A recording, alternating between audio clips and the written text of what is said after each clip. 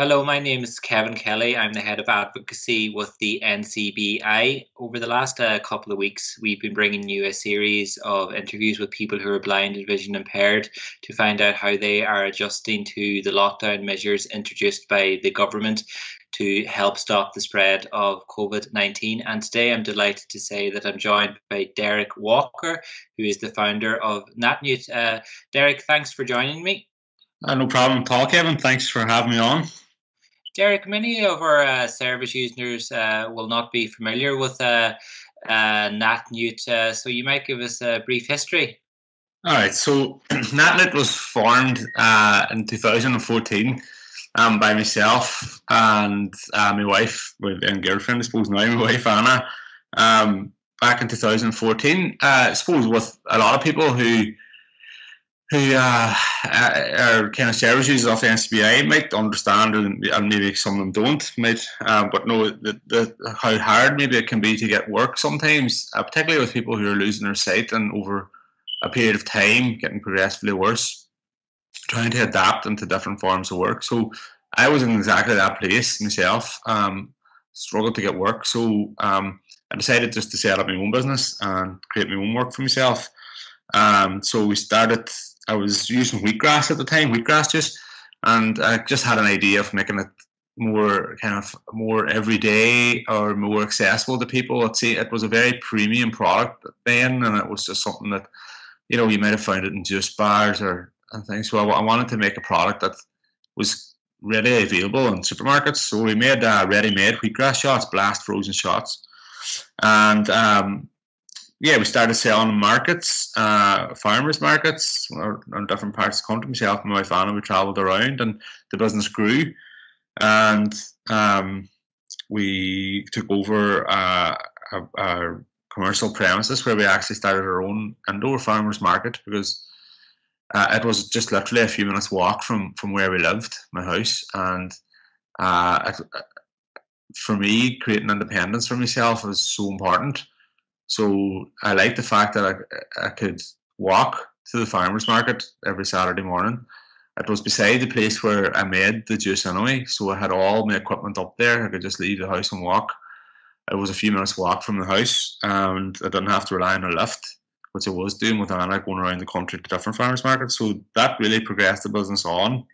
We started supplying retail stores then, Centras and Super Values around Donegal. And then we went on to the Food Academy program last year, and we really kind of grew a lot since then. We developed new products, health drinks, chilled health drinks, 250ml fruit and vegetable drinks with superfoods in them, wheatgrass, turmeric, and beetroot, 3 different flavors, combined with other fruits and vegetables. And since then, we've been really just growing, and yeah, so that's a bit of the background on it. It's certainly a fascinating story, and you're quite correct that employment opportunities is a real difficulty for people who are blind and vision impaired, and our employment rate is quite low compared to other international companies. You're certainly in the minority being vision impaired and owning your own business. When you started to think about setting up your own business and interacting with people and telling people about your idea and vision, did you kind of encounter any skepticism about having a disability and setting up your own business? Um, I think I did. I think I did. And I say I think I did. I kind of would have kind of received a few raised eyebrows, but at that point I had integrated the belief so deeply into myself it didn't really matter. And I think that was important to me. I think a lot of it might have been out of worry, maybe, or concern that it mightn't work and things about that. But I pretty much knew myself that, and with the support of my fantastic wife, that we could make it happen.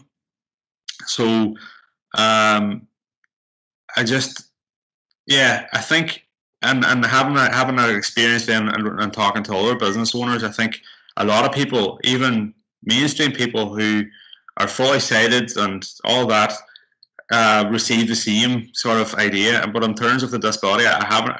I can definitely say that that I would have got that. Yes, absolutely.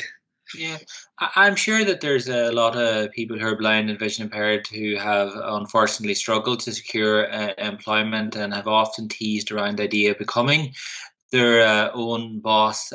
What was involved in those initial steps, and what advice would you have for anyone who's thinking about setting up their own business? Okay, so first of all, the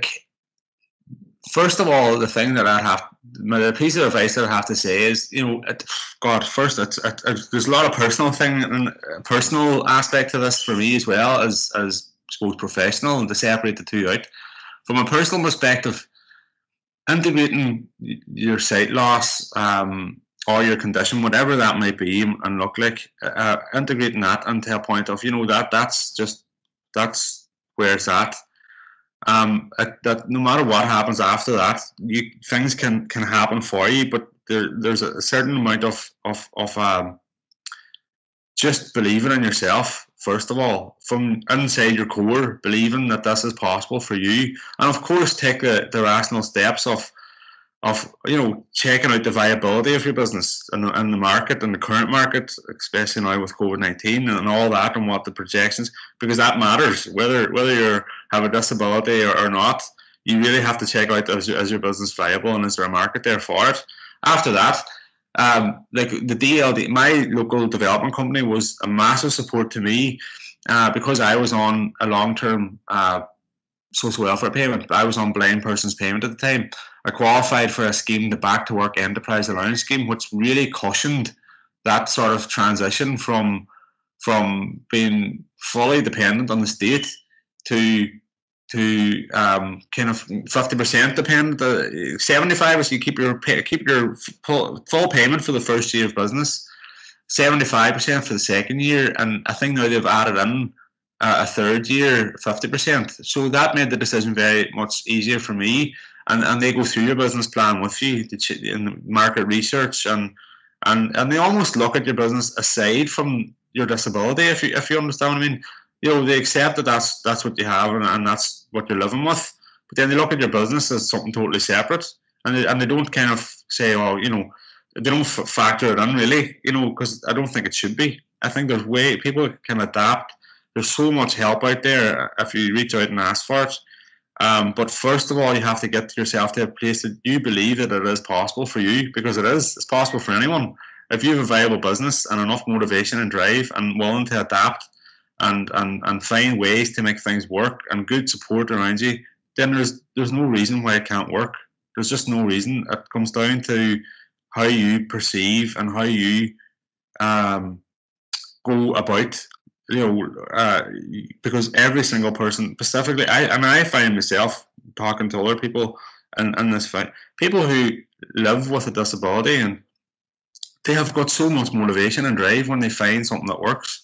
And that's something that I found within myself. I went from a place of very low self-esteem and not being sure and kind of almost kind of giving up, and this is how it's going to be for me, to a point of, no, I don't accept that anymore. And I've actually found that I have a lot of drive and ambition, and that what's out there for everyone else, everyone in the world is there for me too, and it's just up to me to go and get it. So Yeah, Derek, from speaking to you previously, and I've heard you speak at a couple of things and read a couple of interviews, something that very much comes across every time I listen to you is that you are a very positive, upbeat person, and you're always pushing to overcome your disability and not let it be a barrier. Absolutely. I don't believe that I believe myself that I can make anything a barrier if I want. Anything can become a barrier. It's my thoughts can become a barrier. My own perceptions of myself can become a barrier. Yes, there's things I can't do, and it's right. How do I work? How do I find a way around that? It's just always looking for solutions. Always looking for solutions or ways around things rather than looking at the problem. Because when we sit and focus on the problem, for me, I know what my problem is. I know what it is, and I know it inside out. There's nothing else I can know about my problem. Now I need to say, well, what's the solution? And that's where I spend all my time focusing is what is the solution to the problem? What can I do better? I want to live a full life and have, have everything and I mean in every sense of the word, spiritual and personal, and in every sense I want to experience what's there for everyone else to experience. I don't want my disability to be a barrier. In fact, my disability and my condition has actually come across for me to be a positive in my life. Like, I don't believe I would be in the place I'm in today if I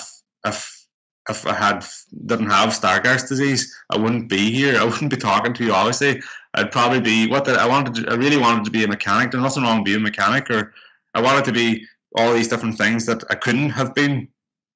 And I am where I am now. I'm so grateful for it. So the fact that I'm able to share like this with you and with others, I find a positive. So it actually gives me purpose for having the condition that I have, and I think that's out there for everyone, because everyone needs a bit of motivation sometimes, and positive kind of um, positive conversation, I suppose. And sometimes whenever you kind of get overcome in your mind the fact that you're living with a disability and turn it into a positive, and people hear that, it really motivates them. So yeah, so in terms of a barrier, absolutely. And don't get me wrong, there's days where you think, what would life be like if I could just hop in the car and go and take Oscar, my son, out and take him somewhere. That crosses my mind and things like that. But I don't spend too much time dwelling on it. But I have to recognise that gap that's there too.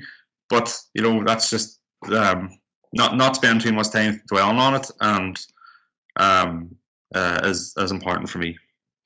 You were diagnosed with Stargardt's when you were 12, and that must have been a huge ordeal to come to terms with that. But from listening to what you just said, without that diagnosis, you probably wouldn't feel that you would own your own business right now. Your life would probably have gone off in a completely different direction. And I think that's something for a lot of people who acquire sight loss, whatever that might be in their teenage years, that their life goes off in a different direction.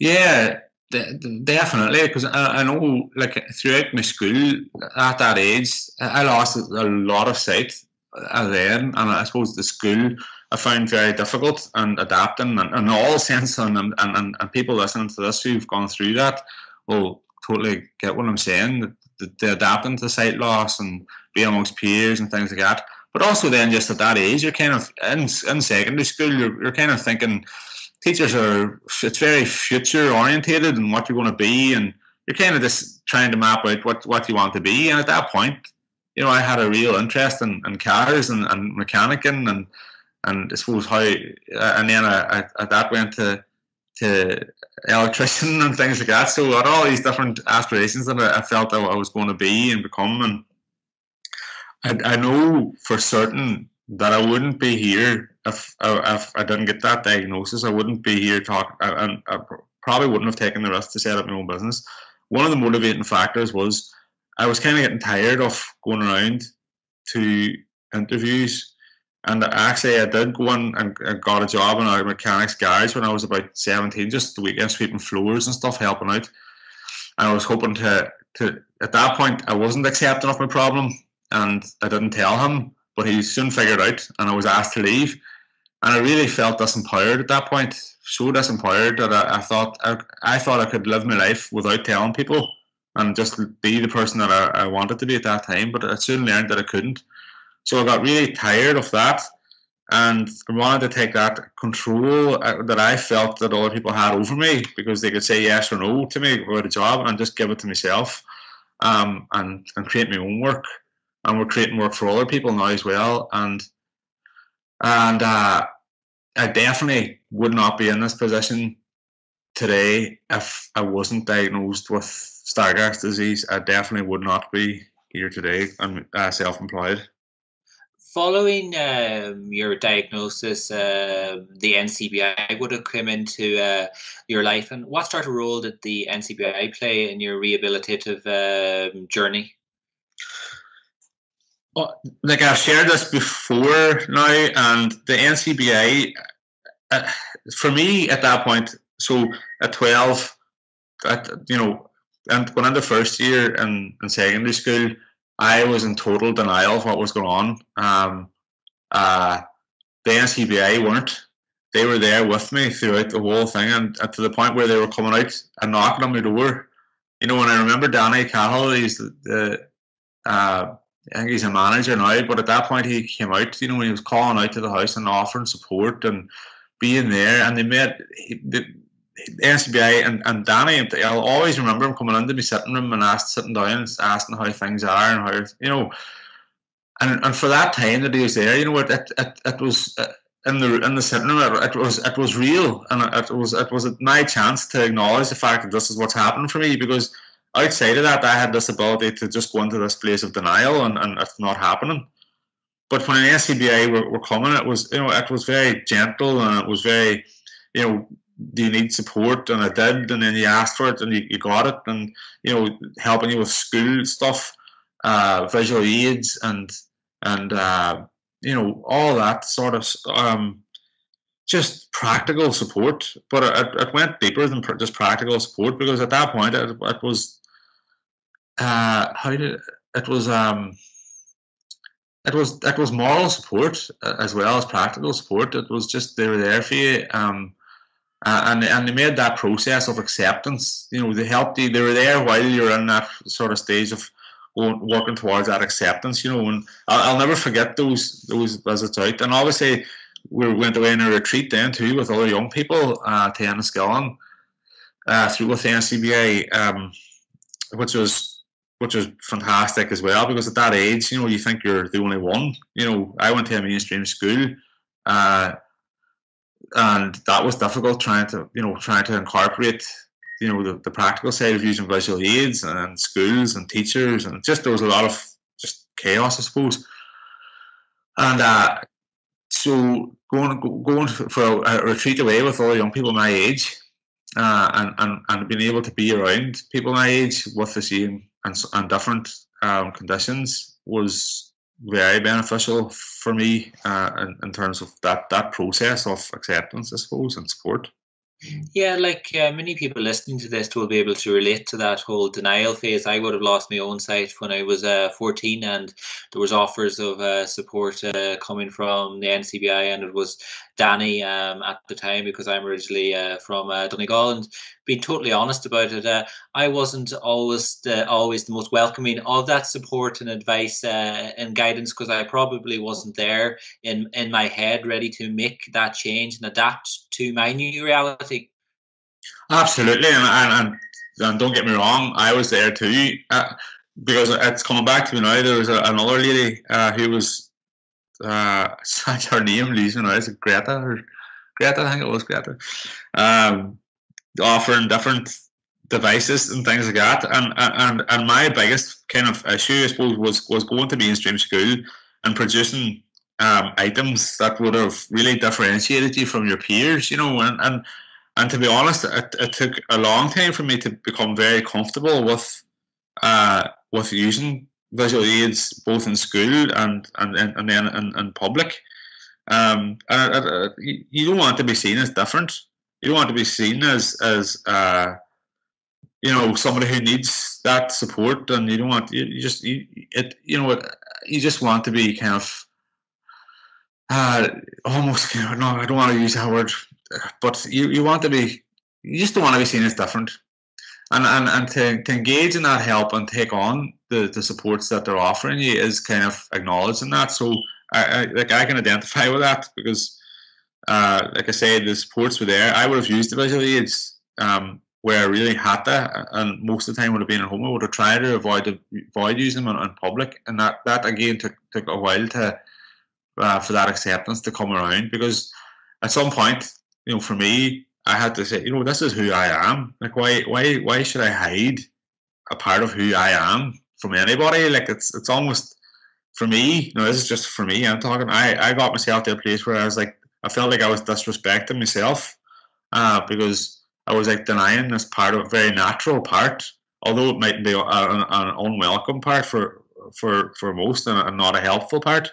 It's still a part of who I am, and as much as my right arm is part of me, Stargardt's disease is now part of me, and you know, I don't go around hiding my right arm, so I'm not going to go around hiding my Stargardt's. And the NCBI were there then obviously to help me and support and giving me the visual aids. And there's a lot of overcoming and a lot of mental kind of sort of you talked about there, rehabilitation. There is a sense of emotional and self acceptance, just self acceptance. And it's not that saying that you're accepting and totally happy that you know that you're visually impaired or blind, and I'm not saying that at all. But there's this part of self acceptance coming in, you know, that this is me, and that's where I had to bring myself to. And then when you get yourself there, the NCBI are still there for you.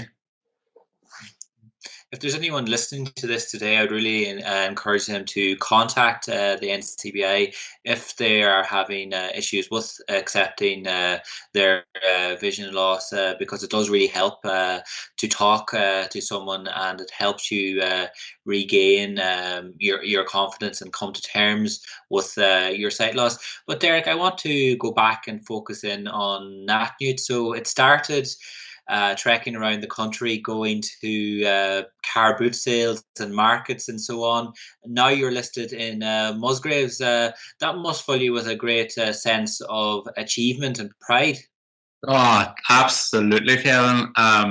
So yeah, you got it down to a T there. We were tracking around the country, and you know, we were just trying to build it up, you know, and get our name out there, and build up a wee bit of revenue to keep growing the business. You know, it was working. We were getting income. I was able to support myself, and over as the scheme went on, you know, fully kind of off all state payments and supporting myself. And then we were encouraged by we were going into supervise on a kind of a local level. We were just going in, approaching the manager, you know, we have this product, can we get it in? And all the supervisors in Donegal and a few kind of around the country were very supportive to us, and they took the product in. And then a few managers started saying, you know, you should really think about joining the Food Academy program, and it's a lot of producers get a lot of good out of it. So we did last year. This is kind of, we're finished our first full year now on the Food Academy program.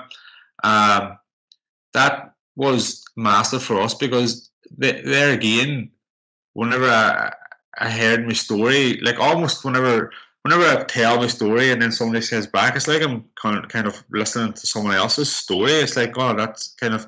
But whenever we went on the Food Academy program, it's very much about the producer and the family and where the product comes from and who the people are behind it.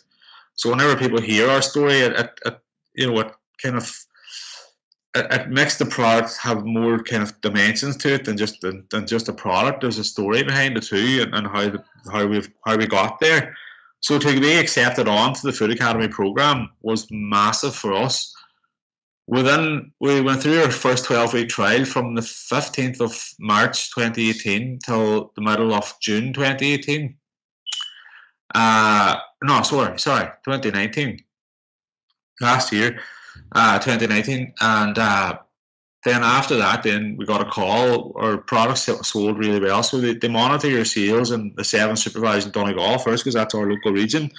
And if they're happy with how the product performs, they kind of let you out into other stores around the country. And we're now listed with Musgraves. We're available in about 100 supervalues nationwide, in probably every county in Ireland. All of our stockists you can go on and have a look at www.natnoot.ie, natnoot.ie. We have our stockists there, and we go into the supervalue, and our wee shelf talk is there with myself and Anna, and a wee bit about us, and you know, it does heart good. I still kind of get goosebumps, and I still, you know, when I walk into a shop down the country and I see a product there, and it fills me with joy, and it's something like I would love everyone, because I can totally identify, and I know it's very hard to put into words how to empathise with people, how we can empathise with each other, people who are living with sight loss, and how much, you know, it feels far better than somebody, I think, who wasn't living with any conditions like that would feel when they walked into a shop and seeing a product there. It just feels much better. And I just, yeah, I just hope that people can maybe, if they have an idea and they wanted to progress forward, I'm open to having any amount of conversations with them to help them progress forward into that, because it is there, it's possible, it's feasible. There's, it's just, yeah. So it's back. It's amazing for us. We're not anywhere near finished yet. Like we're only getting started. Like we're just getting started. It's a big world out there. Exactly, and your business is really, I suppose, still in its infancy in terms of establishment, and getting listed in Musgraves was a huge step forward. And then COVID-19 happens. What sort of impact has that had on the business from a logistical perspective and even a sales perspective? Okay, so yeah, COVID-19 again, a big challenge for many people on so many different levels, and it's something on a daily basis that trying to manage uh, with us. So for me, whenever on a good day, I break COVID-19 down into different sections, and prioritize. It's a very serious virus that can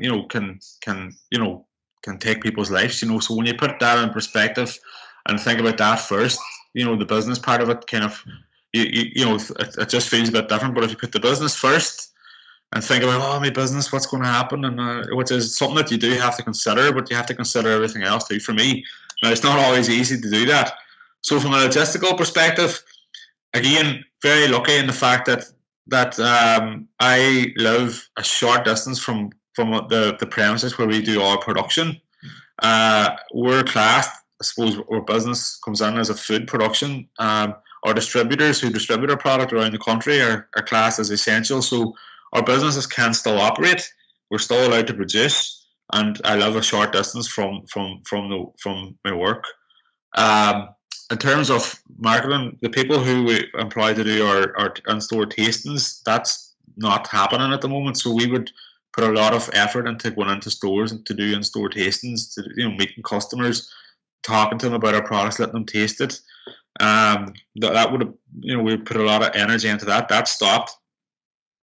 From logistics, it's just we're still making, we're still sending it out, it's still selling. Thankfully, our products are one of the probably products in the area that people are trying to look for now. Our products are totally natural. They have no chemicals or additives, and they're rich in vitamins and minerals. They're really good for boosting your immune system. It's kind of, we always want, they're natural. That's Natnoot stands for natural nutrition. So we're lucky with that. We're in that space of health and wellness, because people are actually going and looking for more of that at the moment. And I'm not at all saying that it's going to prevent you from getting COVID-19 or anything like that. I don't want anyone to get that misconception. But most certainly, having more vitamins and minerals in your body does boost your immune system, and makes you stronger in that sense. And we've always said that. We've always kind of promoted that. And so, from a sales perspective, our sales are they're pretty much as they have been, thankfully, so far. Because, like I say, supervisors are allowed to stay open. You're still allowed to go into supervisor. You're still allowed to shop in there. Or we're still making it. Our distributors are still delivering it, so it's always still available. In fact, our sales in some areas and some supervisors have increased, and we're just waiting now for our products to be available on supervisor's website. It should be done in the next 7 days or so. But those who aren't visiting supervisors, or maybe too afraid to go out, or getting their home deliveries, or buying our products off our website. So all in all, everything together, we're in the same position that we've been in 6 months ago.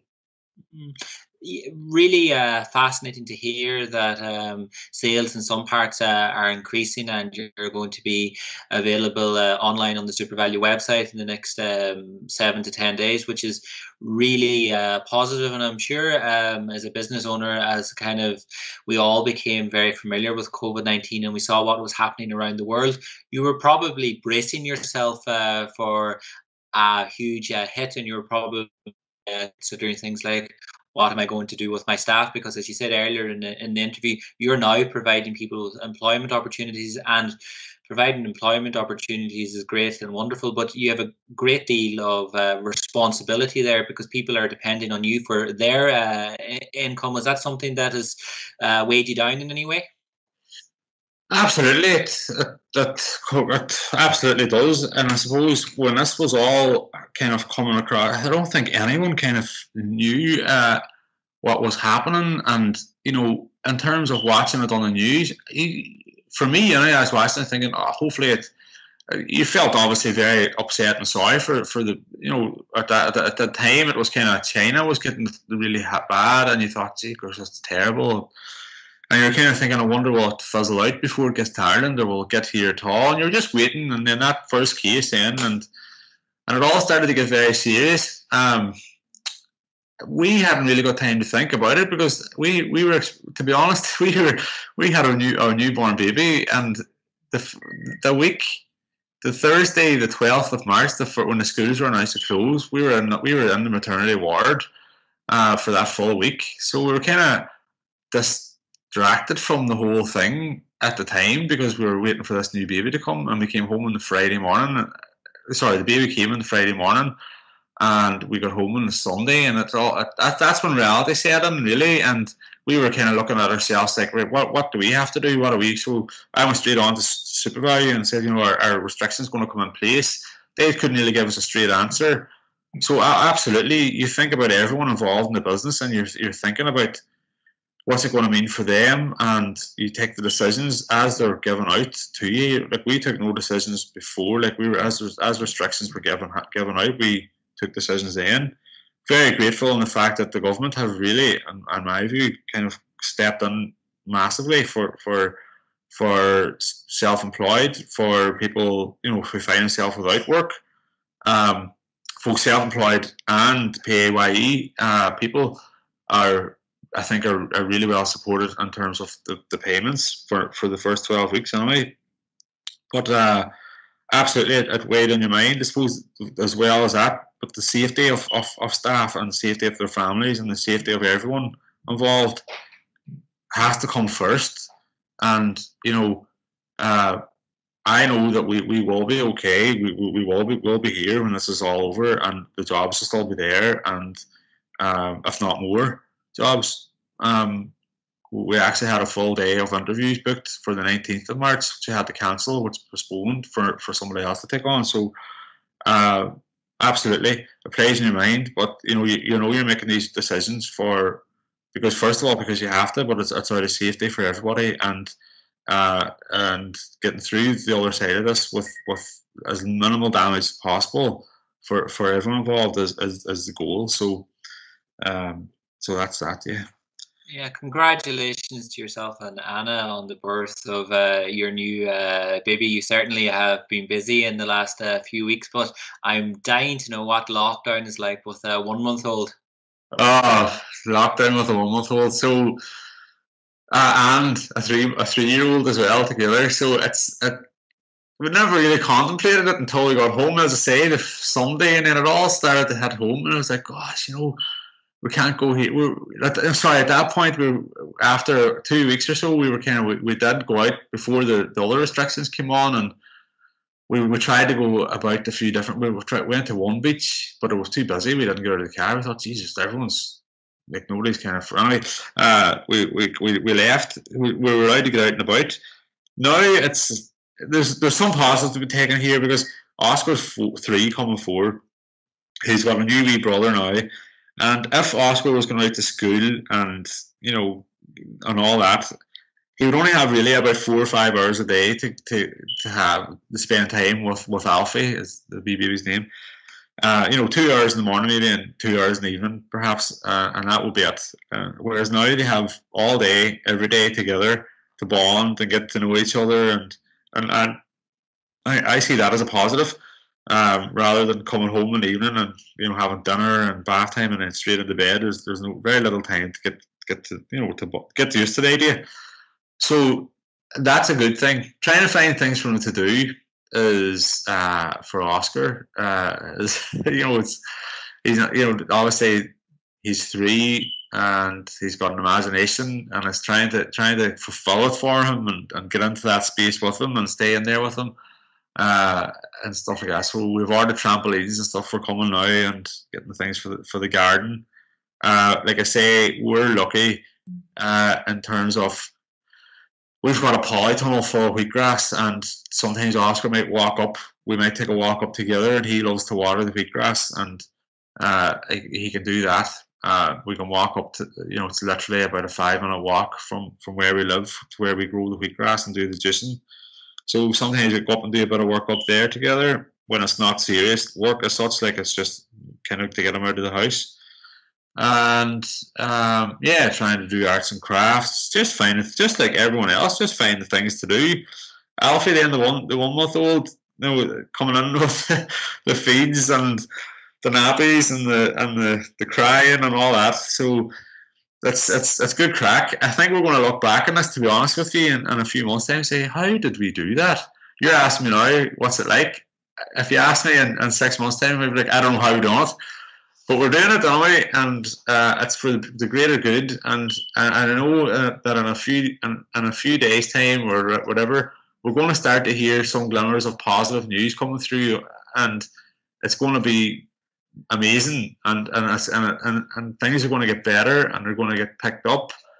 Things are going to, things, that is what's going to happen. And then things, in my view, how I view it is everything that we had before and how life was, we're going to have a much deeper and fuller appreciation of everything, like absolutely everything.